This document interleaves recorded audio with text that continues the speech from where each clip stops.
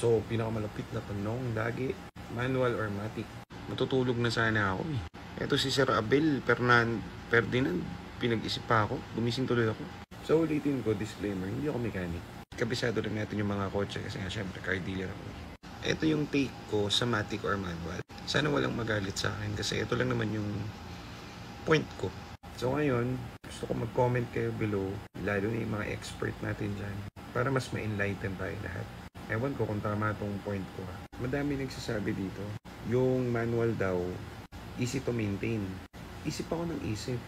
Ano ba yung i-maintain mo sa manual? Eh, ang laman ng transmission, clutch. Sa automatic, ang laman ng transmission, clutch din. Isip ako ng isip. Ang laman nun, gear oil. Sa lumang kotse, paano kung dry clutch? So, ilan lang is, inisip ko pa rin talaga, hindi ako makatulog. Maintenance.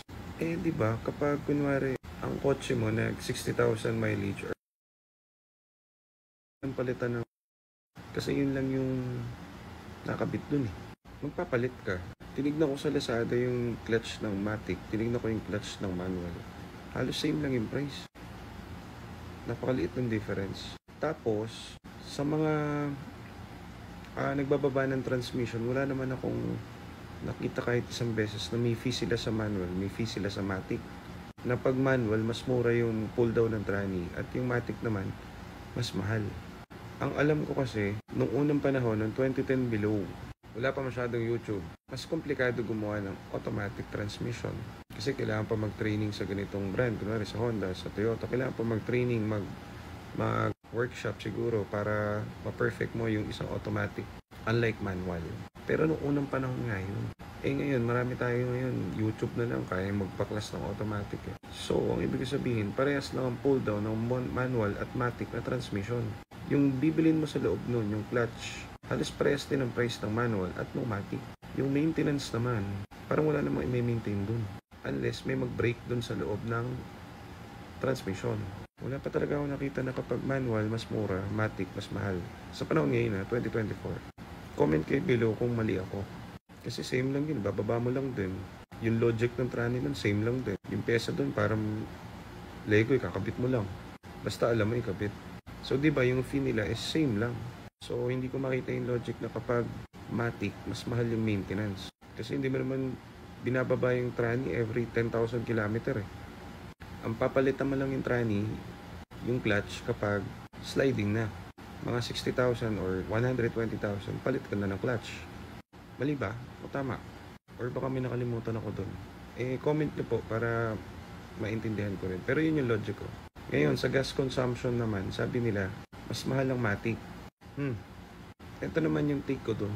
Noong 2010 nga siguro, mas mahal ang matic kumonsumo ng gas. Bakit? Kasi hindi pa perfect noon yung automatic transmission. Ngayon kasi, yung mga higher models, 2015 above, like EcoSport, Fiesta, may adaptive learning na yung mga yan, yung transmission. Computerized or computer na yung nag-iisip ng tapak mo sa switching ng gears. So kung naka-manual ka, babad ka dun sa gas, ang tagal mo i-dos, malakas sa gas yun.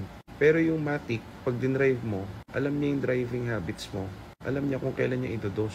So isipin mo kapag naka-Raptor ka or Everest, ang nakuha mong unit ay yung may 10th gear, sobrang tipid nun.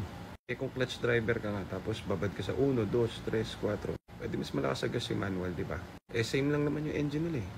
Matic sa manual, isa lang naman yung displacement ng engine nila. So pares lang sila ng konsumo. Kaso, tingin ko mas malakas kumonsumo yung manual kasi yung tao ang nagko-control ng gearing, di ba? Unless perfect siya, kada ship perfect. So, syempre, mas magaling yung computer. May AI yun eh na alam niya kung kailan niya ito 2, 3, 4, 5. Ngayon, sa uphill, syempre nga, kung nakadrive, AI yun, hindi agad yun magsishift. Pwede mo naman pindutin lagi may sports mode ang automatic, di ba? May L tapos merong sports mode na pwedeng ibabad yung 1, 2 para pag uphill, naka-uno ka. So yun lang, hindi ako pinatulog ng tanong na yan. So pakisagot po yung mga expert po natin dyan kung tama po ba yung take ko or meron tayong nakalimutan. Gusto ko talaga malaman. Last pa pala, sa 2024, di ba lahat ngayon ng brand ng kotse, halos wala na halos manual eh. Hindi naman, meron pa rin, pero kasi syempre, ang labanan ngayon sa market, lalo ngayong 2024 na, pababaan ng consumption sa gas. So tingin ko, kaya pini-phase out yung mga manual kasi syempre, AI na nga yung mga Matic. So mas matipid yung Matic. Ang labanan kasi nila per kilometer, di ba? Katulad ng Nissan Kicks. Ilan ba yun? 23 kilometer per liter yata yun. So syempre, ayaw nila ng manual kasi syempre, as alam ng computer kung kailan mag-shift. So yun ulit. Gusto ko malaman. So comment down below kayo kung anong take nyo dyan. Kung tingin nyo may point ba ako or sana may mga expert na mag-comment. So hintayin ko. Salamat po and good day sa inyo. Salamat.